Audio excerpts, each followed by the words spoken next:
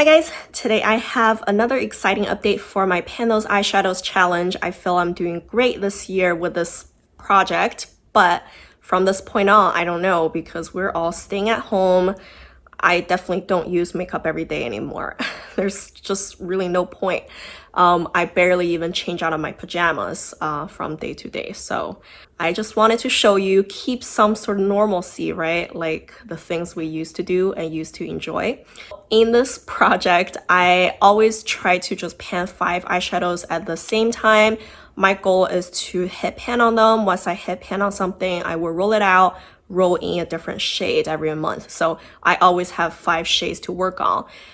Last update, out of the 5 shades, I was able to hit pan on 4 of them. So that's really exciting. And let me show you what they are. The first one is a Marc Jacobs palette. This one is the Enigma palette. And the shade I was working on is this kind of lighter, shimmery silver green. So it looks like a silver or a pewter color, but it has a pretty strong kind of green sheen to it. And paired with green eyeshadows, it definitely looks green on the eyes. So it's a very interesting and unique shade. It took me quite a while to finally hit pan on it because I don't think it's the most easy to use because of the greenness. I do just have a very small pan too. And you can see in this palette, I have 1 shade gone and 4 pans, only 2 shadows without pans now. So I am really happy about that. Maybe hopefully I can hit pan on everything and even try to pan it. But I do think the Marc Jacobs palettes are not the easiest to pan. Just the shadows are packed in pretty tightly, so it doesn't go down very fast. On average, each shadow would take me like 2 to 3 months to hit pan on. So we'll see how long this palette will last me. Then I have 2 shadows that, the pan came really fast actually. One is from Lorac Pro Palette. We all know that the shades in this palette are pretty small and they can get to the pan pretty fast. So the shade I picked last update was Slate, which is this guy. I definitely was a little scared of this color just because I didn't know how to use a really deep cool tone color. But it was rather pleasant to use. I just toss it in my outer V and I put some warm kind of brown shade in my crease, and it doesn't look too cool toned because I generally, like, my skin tone doesn't really agree with cool toned eyeshadows. So I'm glad that one worked out pretty nicely with me, and I was able to get a pretty decent pan too. So overall, I am really pleased with that. The next shade that I hit pan on pretty easily is from my Silent Treatment trail from Wet n Wild. I depotted that little trail. I don't remember what happened to the other 2 shades. Maybe I tossed them, maybe I finished them. I honestly don't remember, but this is the only color I have left in that little trail, and you can see I have a really decent sized pan. It was a lovely shade to use. I have really nothing to complain about. Wet n Wild's shades could be used pretty fast, so I'm not surprised by that. I am pretty happy, and one day I will come to finish it. The last shade I was able to hit pan on is from Colourpop. This is You Had Me at Hello palette, and the shade is called Winning Ticket. So this is a kind of mid-toned mauve matte shade right here. I have a pretty nice size pan, and honestly, I feel this one showed up on my eyes a little deeper than I hoped for. I do use it in my crease, but it's just a little deeper than I want it to be in the crease. So I really have to use a lighter hand and really just blend it out every time I use it. For that reason, it didn't go down as fast as I thought. It definitely took me the entire month, like everyday use, to finally get to the pan. But regardless, I'm pretty happy that I have pan in this shade now, and I am making steady progress on this palette as well. The very last shade here is from BH Cosmetics Desert Oasis palette.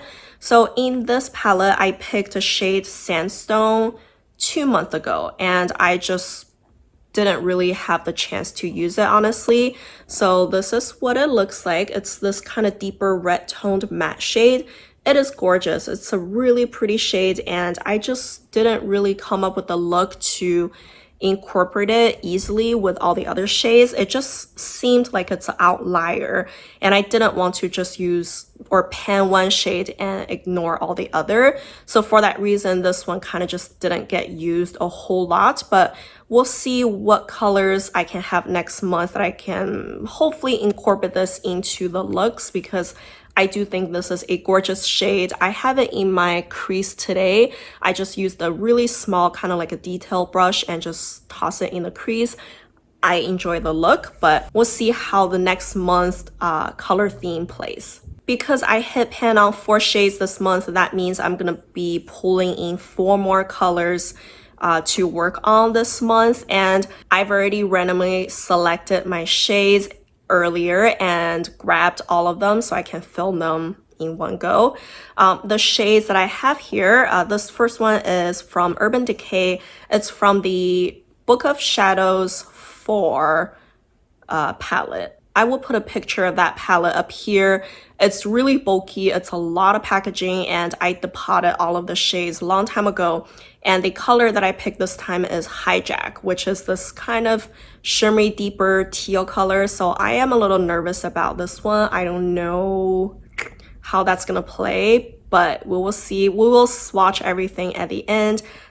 So we'll see if I can use this one easily. Then I have a shade from Colourpop. This is the I Think I Love You palette, and the shade got picked is Screw It, which is lovely. It's this kind of shimmery mid-toned color. It's perfect. I love colors like this. It's very easy to use for me.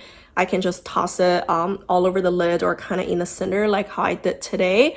It's not this color on my eye right now, but it's just a similar use, and I always enjoy color like that. So I really look forward to using that shade. The next one is a little tough. This is from my Too Faced Semi-Sweet Chocolate Bar palette.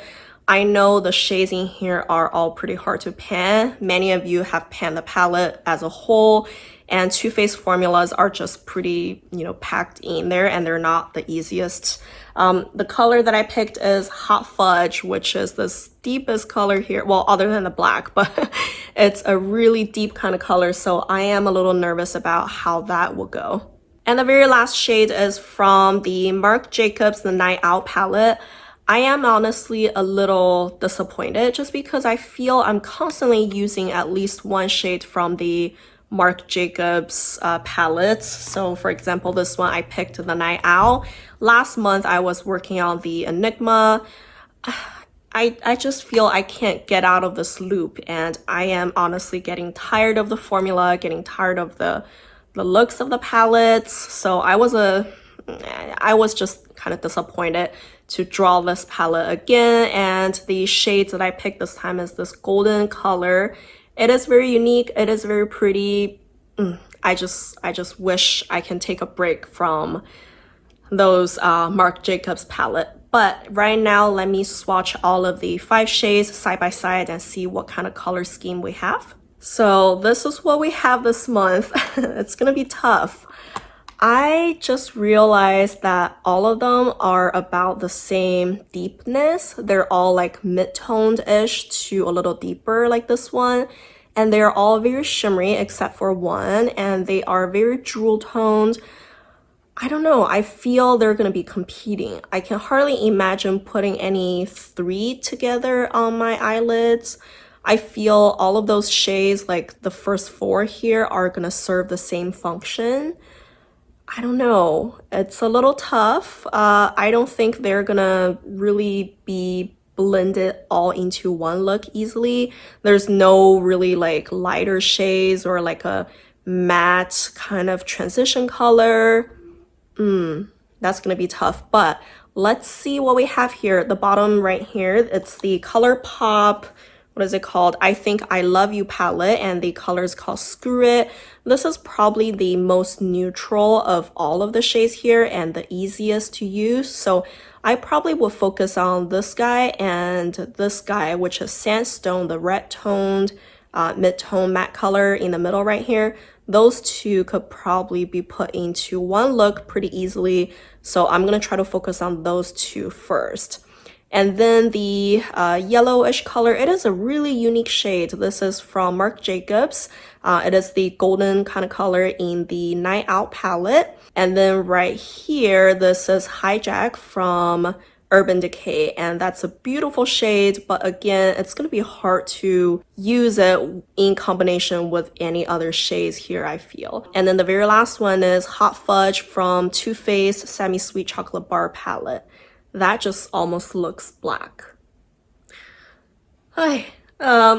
So I don't know. I think this month I probably will have some really slow progress because I could only use 1 or 2 shades at a time and I have to pull in other colors to use. So that would definitely slow me down on top of this stay-at-home thing. So we'll see how that goes. But it is definitely a beautiful palette for sure. I just need to be smart about it and figure out how to use them all together. But that's about it. I hope you guys are staying healthy and staying safe. If you enjoyed the video, don't forget to give me a like and subscribe to my channel. Thank you. Bye.